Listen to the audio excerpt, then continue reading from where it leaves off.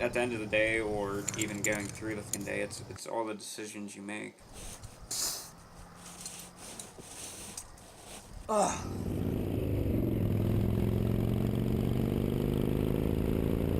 We were riding south on 18. I didn't know it at the time. The guy ended up being drunk, and he was swerving really bad. We hugged the white line. The last second, I just, felt the impact.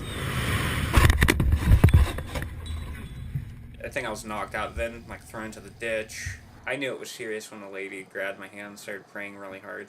Woke up in the hospital. It's just real white. You see wearing the doctor's aprons or whatever, and trying to wake you up. He's like, "Oh, Mr. Klar, David Klar, we amputated your leg above the knee," and it was just like a huge freaking weight hits your chest, and I felt the cold ground, man. It was pretty nasty.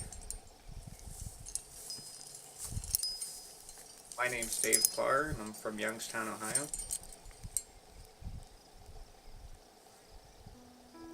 When I was 19, I got into motorcycles. My Sportster that I rode out here to Wyoming was probably my favorite. I didn't even hike here when I rode the motorcycle out. I just took a picture of it to brag about it, I guess. So I got into climbing because of my prosthetist, Ronnie Dixon.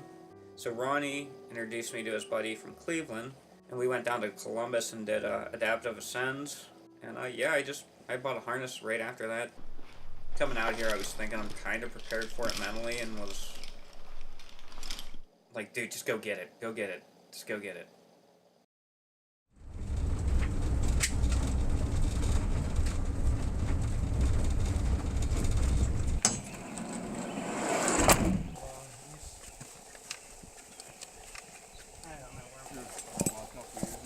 Yeah. Devil's Tower is kind of an interesting sort of thing just because of awkward blue collar kind of thretchy climbing that's on it. And so the endurance involves quite a bit of that.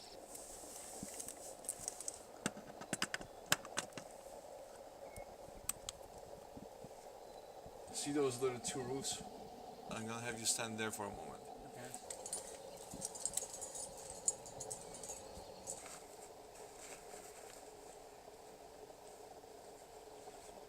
All right, climbing. First starting physical therapy, the physical therapist comes to my bed and he's like, "All right, sit up now," and I'm like, "I can't."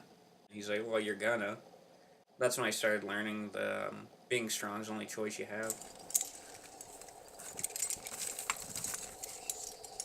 People bail off of it, and they come here and they get to the second or third pitch of endurance and get stuck in the wide crack, and they realize they maybe bit off a bit more than they could chew.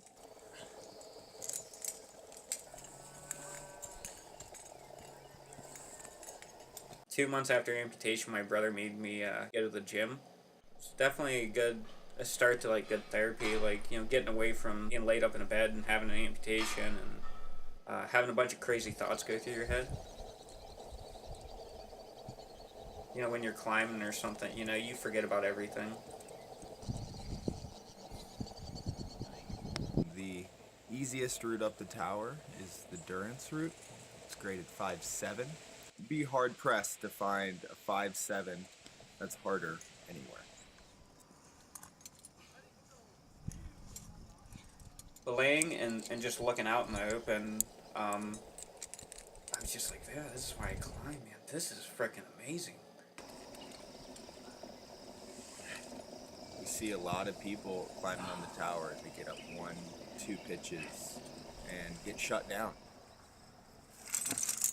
It's 600 feet of climbing, and they just get beat down by the tower.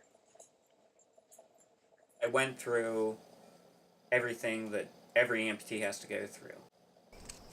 You work on so many different things. At the end of the night, it's all you, though. So I have to decide whether I want to do it or not. It's more up to the individual to want to do something. I freaking did harder hikes on harder terrain with a prosthetic than I did with 2 legs.